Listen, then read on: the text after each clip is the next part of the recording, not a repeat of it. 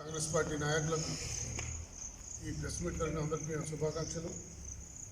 నిన్నటి రోజు రసమయ్య బాలకిషన్ ఇవాళటి రోజు ప్రెస్ మీట్ పెట్టింది కాంగ్రెస్ పార్టీ మీద, మన కవంపల్లి సత్యనారాయణ గారి మీద ఇటుపోయి రసమయ్య బాలకిషన్ గారు కవంపల్లి సత్యనారాయణ గారు ఇసుకపోడు. అసలు రోడ్డు అనేది 2021లో శాంక్షన్ అయింది. అది ఎవరు శాంక్షన్ తెచ్చారు? బీఆర్ఎస్ గవర్నమెంట్ శాంక్షన్ ఇచ్చారు. ఇప్పుడు ఎంత అవుతుంది? 2025. ఎవరు చేయలే పనేది? కమాలుద్దీన్ గారికి ఎన్ని కోట్ల బిల్లులు పెండింగ్ ఏ గవర్నమెంట్లు ఉన్నాయి? తెలంగాణ గవర్నమెంట్లు ఉన్నాయా? బీఆర్ఎస్ గవర్నమెంట్ ఉన్నాయా? కాంగ్రెస్ గవర్నమెంట్ ఉన్నాయా? బీఆర్ఎస్ గవర్నమెంట్లో వినోద్ రావు అంటే గన్నేరువరం మండలాన్ని దత్తత తీసుకున్నాడు. మీ ముఖ్యమంత్రి అంటే చిరుమాడి మండలంలో ముల్కనూరు గ్రామాన్ని దత్తత తీసుకున్నాడు. పెద్ద పెద్ద నాయకులు దత్తత తీసుకున్నారు. ఏం చేశారు? ఒక్కొక్కటి ఇల్లు తీసుకొని షెట్ కింద పడేసారు. ముఖ్యమంత్రి పడేసారు, మీ ప్రాంతీయ సంఘం పడేసారు. మరి ఎందుకొరకు? తెలంగాణను ఆగం చేసిందే బీఆర్ఎస్ పార్టీ. మేము రోడ్డు గురించి ఉద్యమం చేసినాం, ధర్నా చేసినాం, అరెస్టులు అయినాం.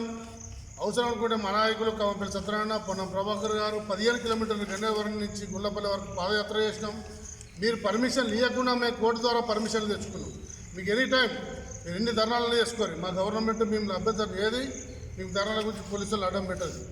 మీరు ఒకటే, మేము మొన్న మానకొండూరు మండలంలో టీఆర్ఎస్ కార్యకర్తకు ఇంద్రమ్మ ఇల్లు ఇస్తే టీఆర్ఎస్ కార్యకర్త సస్పెండ్ చేసిన గుణాలు మీకు.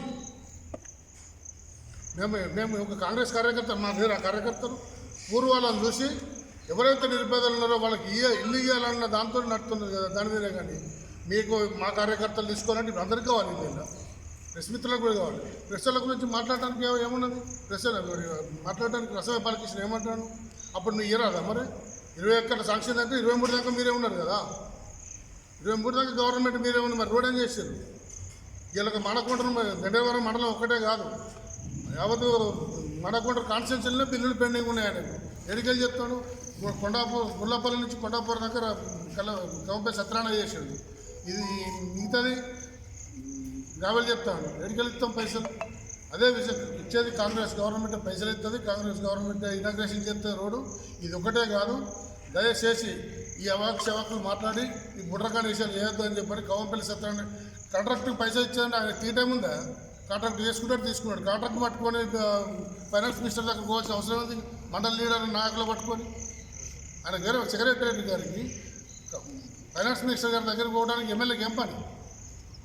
ఫైనాన్స్ ఇప్పించాలి, కాంట్రాక్ట్ డబ్బులు ఇప్పించాలి, ప్రజలకు సేవ చేయాలి, ప్రజలకు రోడ్లు అప్ప చెప్పాలన్న ఉద్దేశంతోనే కదా. ఆయన పర్సనల్ పని కొరకు కాదు కదా. దాని కొరకు నువ్వు ఎవరిని పట్టుకొని పోయిన ధర్నా చేయి ఎవరిని చేసుకున్నావు.